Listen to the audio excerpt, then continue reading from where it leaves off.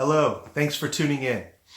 Today we are going to be talking about ego versus healthy self-esteem. Hello, and welcome to Becoming Your Own Best Friend, a show about self-esteem with your host, Randy Haveson.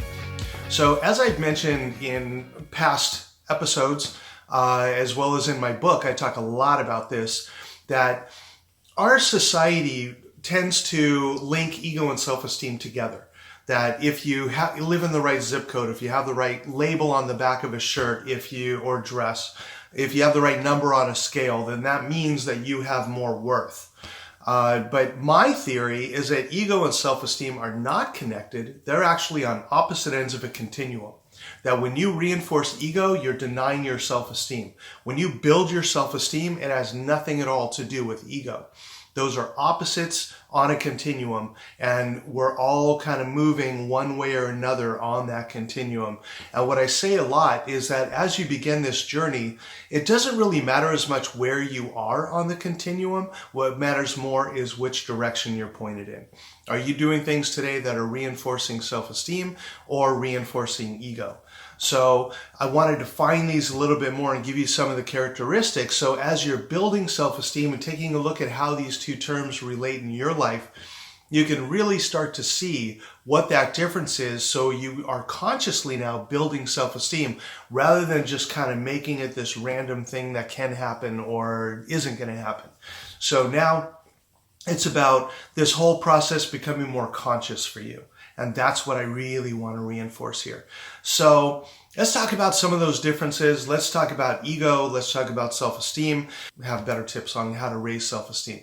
So first of all, I want to talk about ego in terms of being very fragile. And ego is all of those external things that are supposed to make us who we are, such as a number on a scale, how much hair we have on our head, the label on the back of our shirt, the type of shoes we wear, all of those outside things.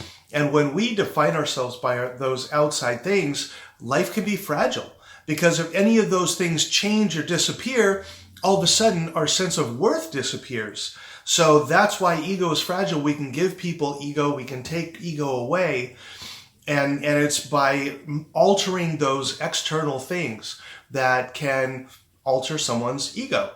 But on the other hand, self-esteem is not something you can take away from someone or something you can give to someone. I've had a lot of people compliment me on my book and tell me that it's changed their lives and all that. And I'm humbled and honored that my words can affect someone in a way that's really going to help them to make some changes in their lives. That's how I look at that. It's not like, oh yeah, I'm a great author and I have these great things to say. It's not that at all. I feel like I've been given this gift to be able to transmit this message that seems to really resonate with people's frequency. So I'm very grateful and humbled by that. And I don't take it for granted. And I don't look at it as, yeah, aren't I really special now? Because that's not what it's about. I'm the same person I am now. I'm going to be the same. Someone said to me one time, I can see you being exactly the same person if you sell like 10 million books. And I agree with that, because if I was ego-based, then my ego is going to be based on how many books I sell. If I have a really good month and sell a lot of books, wow, that means I'm feeling really great. If all of a sudden book sales drop off, oh my God, what's wrong with me? What happened? And I'm going to feel more fragile. So do you see how that works? Where if it's self-esteem, whether I sell 10 million books or sell 3 books, I'm the same person. It doesn't alter me. I'm just more grateful and humble if I can reach more people, and that's kind of the goal of this whole thing. My goal is to transform society so we're more of an esteem-based society rather than an ego-based society. Because an ego-based society is all about what's in it for me. What is it for me? I want a bigger car. I want nicer clothes. I want to go to the gym 12 times a week rather than 6 times a week because I want to look better. I want to have bigger muscles so that I'm going to feel better and be a better person. And it really has nothing to do with that. Because I don't know about you, but I know people that have so much money, but they're just not happy with who they are. And on the other hand, I know people who are close to the poverty line, and they're very happy with who they are and the quality of their family, the quality of their life. They're grateful for the things that they have in their lives. So the amount of money you have really does not determine your sense of worth. Now, I also know people who have a lot of money who are very happy and very high in self-esteem.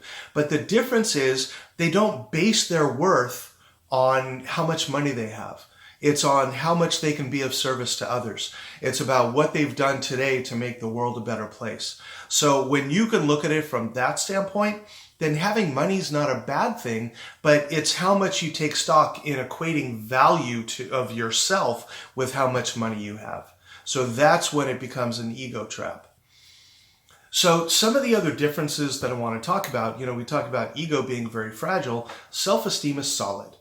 And self-esteem is not something you can take away or give someone else. And I've mentioned that before. So some of the other differences that we can talk about are the differences between being humbled by something and being humiliated by something. I think that's a real big one. When all of us make mistakes at one time or another. That's just part of the human experience, is we make mistakes, life happens, bad things can happen, and it's how we handle those things. Do we handle it from an ego standpoint or a self-esteem standpoint that is going to help us get through that faster or slower? A great example that I use is years ago, probably almost 6 years ago now, I had this business that was just awesome. I loved it. But I made some very poor business decisions. I made some poor personnel decisions. I kept people on longer than I needed to, even though that little voice inside was saying, you need to fire this person. This is not working out. I didn't do it because I kind of felt sorry for her. How was it going to look to other people? So I didn't fire her. And as a result, the business just kind of took a dive to the point where I had to close it. And when the business closed, I felt humiliated because my thought was, what are people going to think? My business failed. That means I'm a failure. And I realize now that that is so not the truth. Just because my business failed does not make me a failure. And today I've learned how to take that from being humiliated, which is an ego trait, to being humbled by it. I've learned from it. I realize what I did. I still have issues sometimes with letting go of the resentment of what happened with this person. But the ultimate thing is that it comes back to me and being humbled by the fact that I made some mistakes and that's just the way it is. But here's how life works. And I think I've talked about this before. But there are times where something will happen that we consider to be bad luck. A horrible thing that happens. My business closed. And I look at that as, oh my God, what am I going to do now? But as a result of the business closing, I was able to move on and go back to speaking. And I thought, I think it's time to write my book. And I wrote my book. And now I get to be doing this, doing podcasts and YouTube channels and speaking on this topic around the country. And I'm just so humbled and grateful for this opportunity. So out of that tragedy came something really great. And that's why the logo for my business, the Rise organization, is a phoenix. It's about learning how to rise from the ashes. That when things just fall apart, it's time to pick ourselves back up and move forward and do the next thing and see where life takes us next and enjoying the ride. And when I stay out of my own way, and I do the next indicated thing and I act out of esteem rather than out of ego, what are people going to think? Life tends to turn out pretty wonderful. So today I'm extremely grateful and happy for the things I have in my life, and I'm no longer humiliated by the things that happen. I'm humbled by them. And that difference is huge in the difference between ego and self-esteem. I'm not really concerned anymore what other people think of me. And that's an ego thing. What are people going to think? What are people going to say if they find out about this? But that's all ego. When you're happy with who you are and your sense of self-esteem, I love the saying, what other people think of me is none of my business. I need to be happy with who I am and not be so concerned with comparing myself to other people, which is another trap of the ego. That whole notion of keeping up with the Joneses. That's such a way to rip ourselves up, because when we're comparing ourselves with other people, there's always a way to come up short. And comparing self to self, that's where you find the value. That's where self-esteem comes into play. Am I a better person now than I was a year ago? So that's kind of the barometer that I look at. It's not Oh, am I making as much money as my neighbor? Do I have as nice a car as my neighbor? It doesn't matter. That's so small in the whole formula of life. It's not about comparing us with anybody else. It's about comparing us with us. Because there's always someone who's taller, smarter, faster, whatever it is. So to compare ourselves with other people just puts ourselves at a disadvantage, because no matter which way we go, we lose. If I compare myself with someone else and I think I'm better than them, then that's ego and I lose. If I compare myself to someone else and I come out less than them, then I'm denying my self-esteem and my ego is shattered. So either way, comparing myself with someone else, I lose. And it's sad when I think about how I grew up and how a lot of people grew up. There's this gentleman that I work with. I think I've mentioned I have this part-time Disney job, and I love my part-time Disney job. And I was talking to one of the other people that I work with, and he's a really tall and good-looking guy. And we were talking one time about this difference between ego and self-esteem, and he said, you know what? I have felt really low self-esteem my whole life. I was always made fun of for being taller than everyone else and being thin and all these different things. And growing up, I had a lot of acne and I felt self-conscious about that, and people would make fun of me. And I was thinking about it. Kids get made fun of for being too tall. Other kids get made fun of for being too short. People get made fun of for being thin. People get made fun of for being overweight.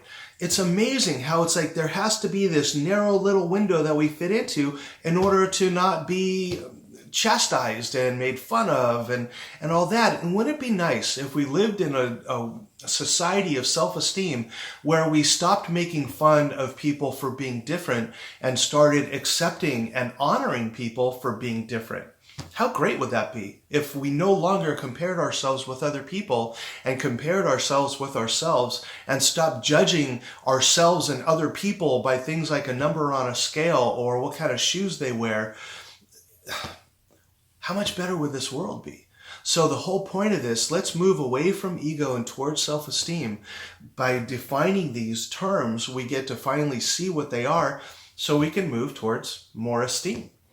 Another defining piece of this is the difference between being confident, which is a self-esteem thing, and being cocky, which is ego. Yeah, I'm the best. I'm the greatest that's ever been. That's very ego-based.